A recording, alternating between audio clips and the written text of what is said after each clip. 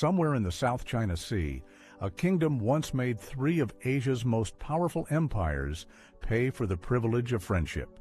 Not through war, not through cunning diplomacy in the modern sense, through something older, stranger, and far more interesting.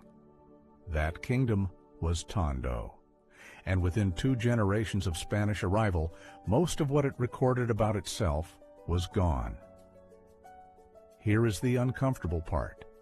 We are not talking about a lost civilization buried under jungle, waiting to be excavated. Tondo's capital sat on the same land where Manila stands today. Its harbor welcomed fleets from China, Java, Borneo, and Siam. Its rulers signed their names in gold leaf script on documents that still exist. In Madrid, the records did not disappear into myth. They were methodically overwritten, and what survived did so almost by accident. Before we decide what Spain took from Tondo, we need to understand what Tondo actually was, because the word kingdom already starts the problem. European frameworks do not fit cleanly here. Tondo was a polity, a Tagalog harbor state with a ruling class called the Datu, and above them a paramount leader carrying the title Paramount Datu or Lakan. The Lakan Dula who met Miguel Lopez de Legazpi in 1571 was not some minor chieftain. He was the heir to a lineage that stretched back centuries, connected by blood and commerce to the Sultanate of Brunei, to the Majapahit sphere of influence, and to the trading networks of Ming Dynasty China. The tribute question sits at the center of everything. Between the late 9th century and the mid-15th century, Tondo occupied a peculiar commercial position. The Laguna Copperplate inscription, the oldest known written document found in the Philippines, dated 900 CE, places Tondo already operating as a debt settlement node in a regional economy. It mentions Javanese, Malay, and Sanskrit legal concepts in the same breath. Let's say that document alone should have rewritten every textbook written before 1989 when it was properly translated. For nearly a century, it sat in the National Museum, its meaning unread. Tribute in this period was not taxation in the European sense. Well, stop there. That distinction matters enormously. In maritime Southeast Asian trade culture, tribute meant recognized standing. When Tondo sent envoys carrying gifts to the Ming court in Nanjing, which it did repeatedly from around the early 1400s, China sent gifts back, often more valuable ones. The exchange was theater, yes, but theater with serious economic consequences. It granted Tondo's merchants access to Chinese ports, Chinese brokers, and Chinese protection on the seas. The tribute flowed both ways. Calling it collection understates how sophisticated the arrangement was. Now the empires. 3 is not a rhetorical flourish. Chinese imperial records, specifically the Ming Shilu, the veritable records of the Ming dynasty, document tribute missions from Luzon. The Majapahit sphere, centered in Java, left traces in Tondo's aristocratic bloodlines and legal vocabulary. Brunei's Sultanate, expanding aggressively through the 15th century, sent its own influence northward, culminating in the Islamization of part of Tondo's ruling class before Spain arrived. None of these relationships were passive. Tondo navigated between them, and it profited. There's a name that keeps appearing in the pre-colonial record, Gatdula, the father of Lakandula. The lineage was deliberately connected to Brunei's royal house through marriage. That was not romance, that was geopolitics. By marrying into the Sultanate's family, Tondo gained legitimacy across the Muslim trading networks that dominated the region. By maintaining its tributary relationship with Ming China, it kept access to the most valuable market in Asia. Tondo was playing multiple boards simultaneously. Here's where things become genuinely strange, and not in the conspiratorial sense. The Spanish did not arrive in Manila in 1571 and find a weakened, isolated settlement ripe for conquest.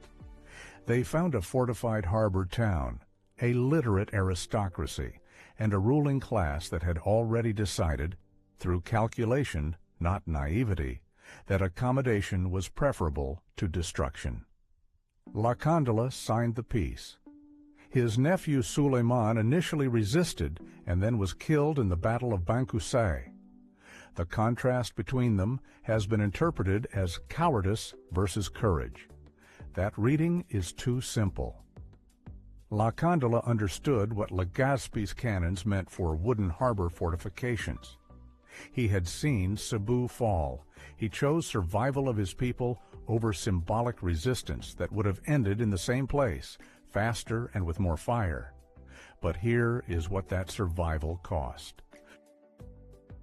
Within a generation, the Spanish colonial administration began restructuring land ownership, religious authority, and record-keeping.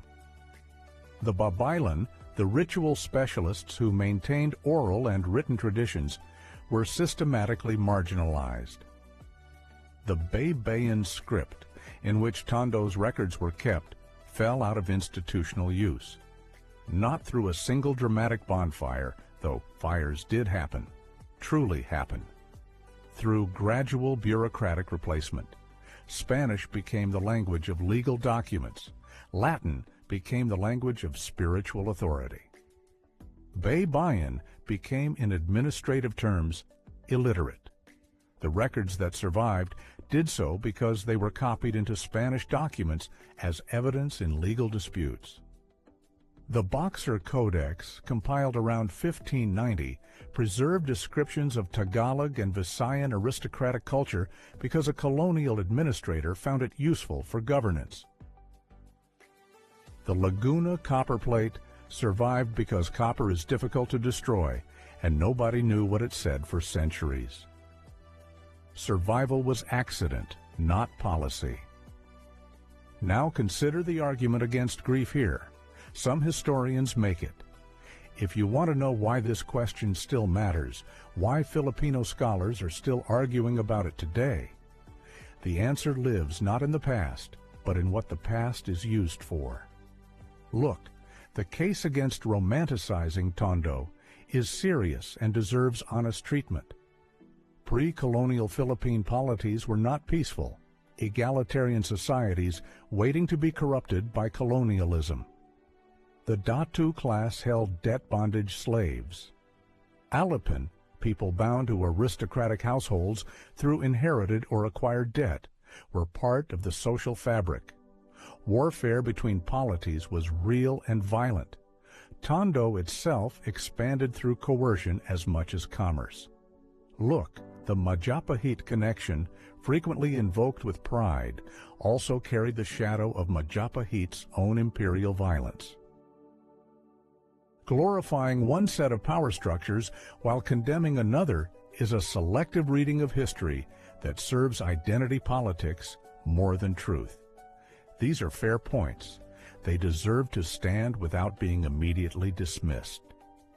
And yet, all right, the historical record of Tondo's sophistication is not a nationalist fantasy. It is documented in Chinese imperial archives.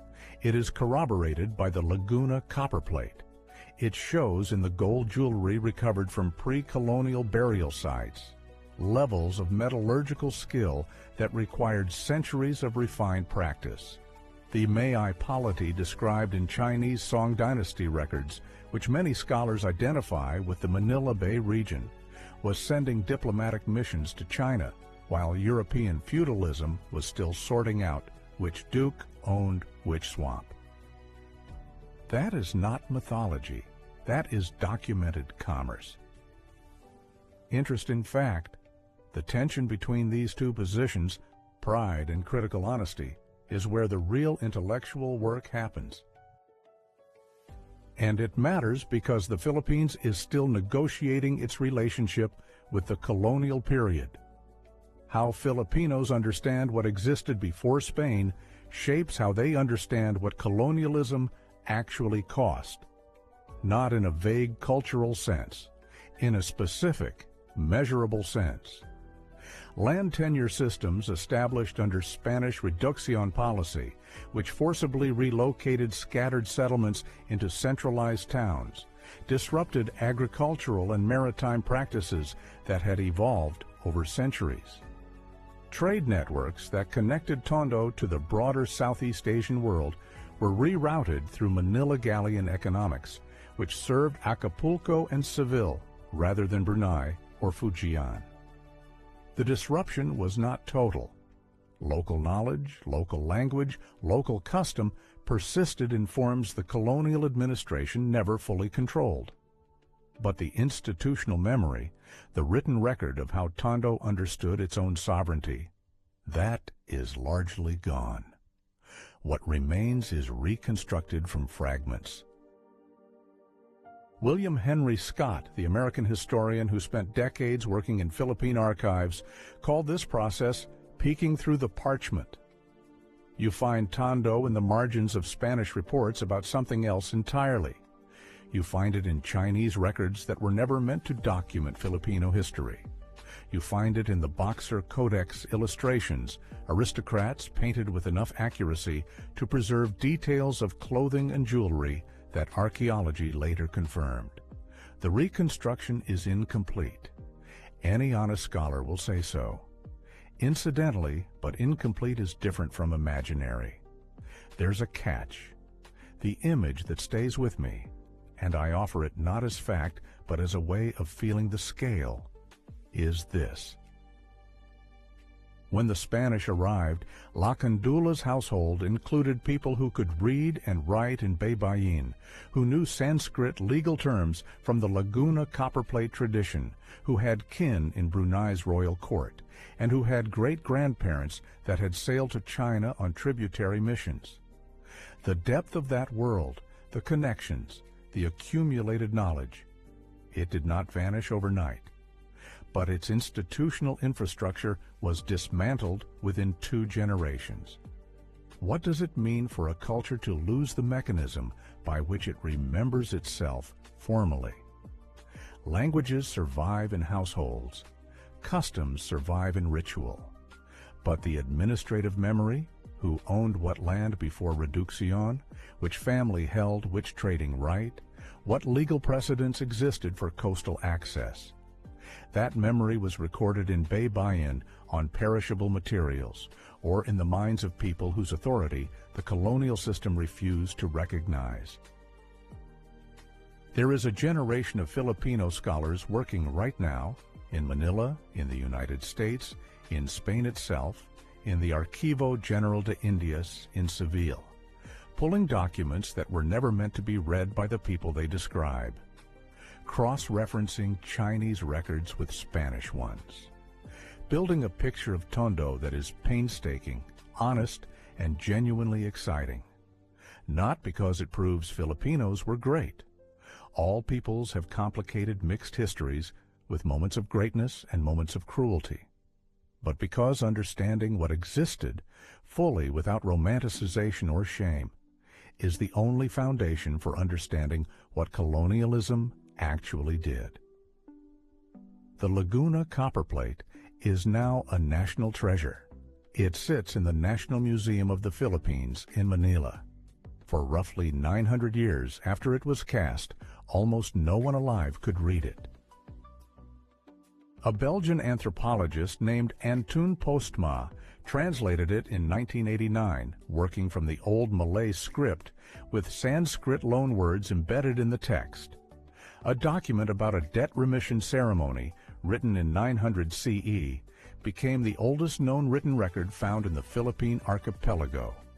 It was not found in an archive. It was found by a man selling antiques in a market in Laguna Province in 1989.